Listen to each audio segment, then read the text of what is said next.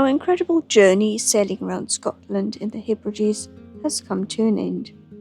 We've loved every moment here, the wild anchorages, the history, and the wildlife.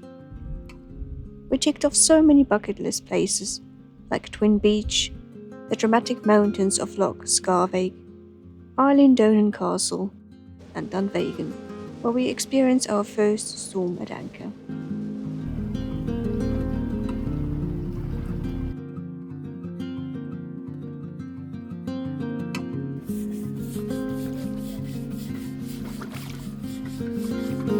We also had the joy of sailing with family, but now it's time to head down south. The plan is to sail non-stop from Ardminish Bay all the way to Cornwall. If you've done long offshore passages before, any tips on preparation, watches, or provisioning, please drop them in the comments below. We would really appreciate it.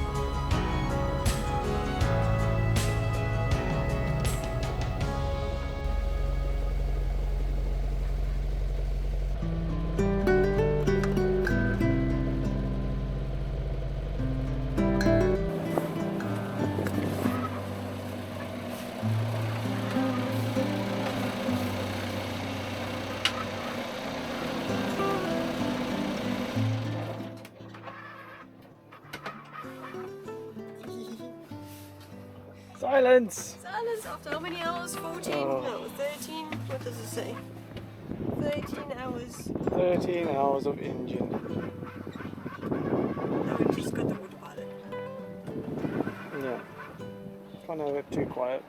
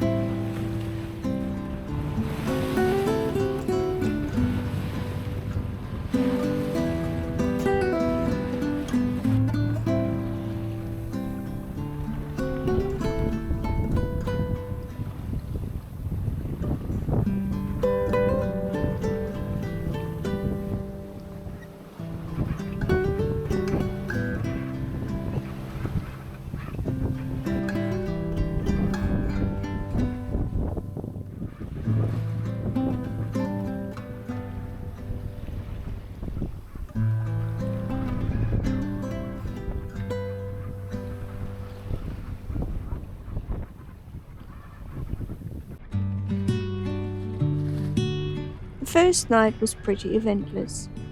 In the morning, Rick was treated to a beautiful sunrise during his watch.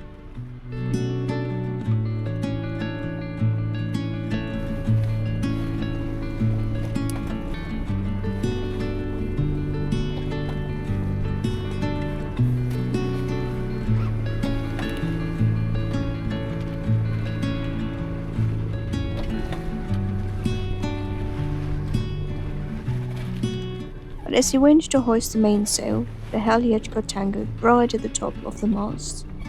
Luckily, he managed to sort it out quickly.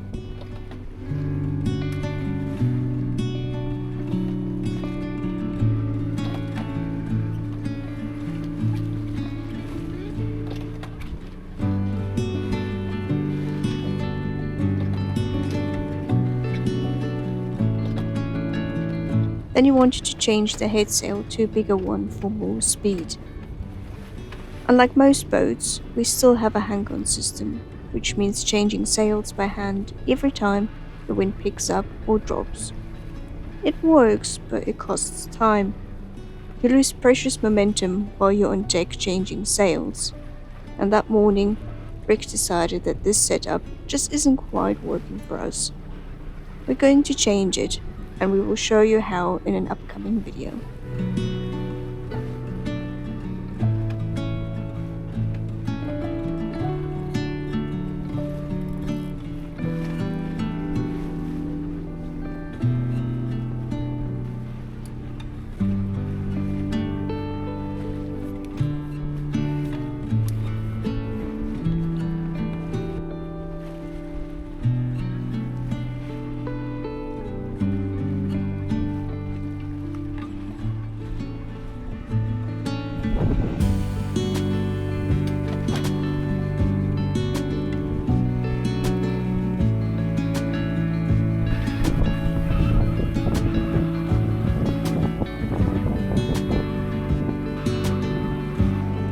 After listening to the autopilot whining at us for over 24 hours, we decided to set up the hydrovane, which is so much quieter.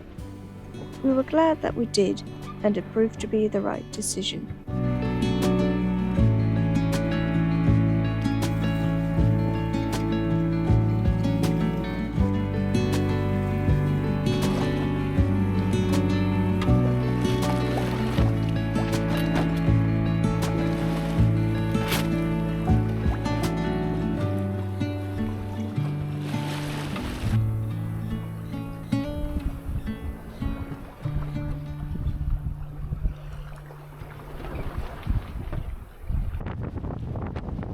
On day 3, we reached the Bristol Channel.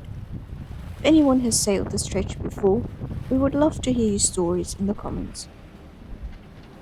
After 2 days of smooth sailing, it got a bit uncomfortable.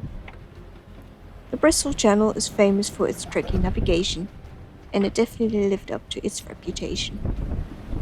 We were hit by steep waves that rocked the boat around quite a bit. Thankfully, we had set up the hydrovane the day before. Our regular autopilot would have struggled a lot in that sea state. The footage of the waves you're seeing now is already a lot calmer than it was earlier that morning. It wasn't until the following day when the waves calmed down.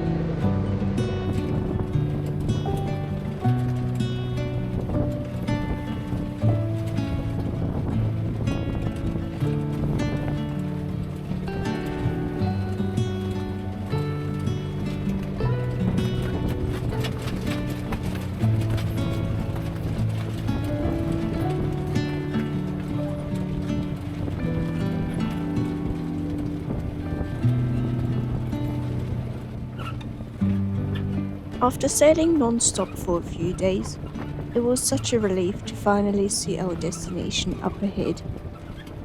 However, with the incoming swell and the anchorage already being quite full, we weren't sure if we could find a good spot to drop our anchor.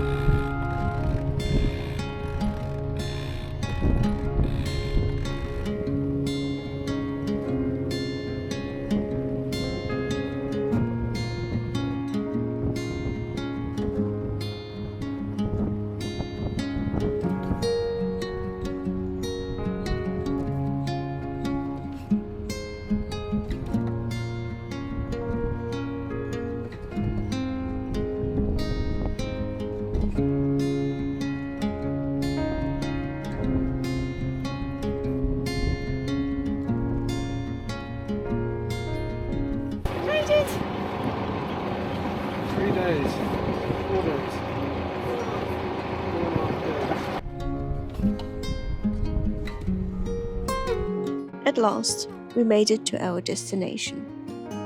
It took 3.5 days of non-stop sailing to get here. All in all, everything went well, and nothing broke as far as we can tell. That night, we took it easy and went to bed early for some much-needed rest.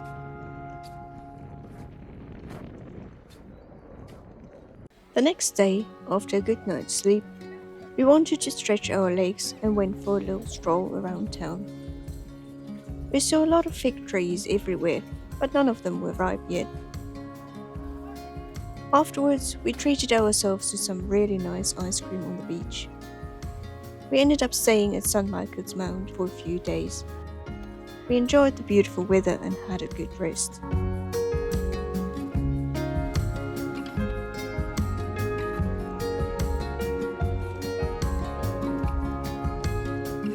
That evening, there was a little dinghy race going on.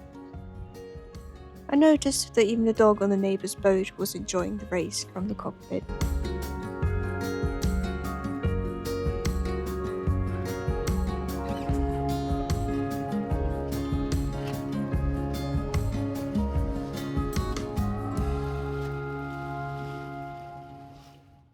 Join us next time where we stay at a very rolly anchorage, try to get water in a busy marina, and anchoring on a very calm river. Thank you for watching. We hope to see you next time.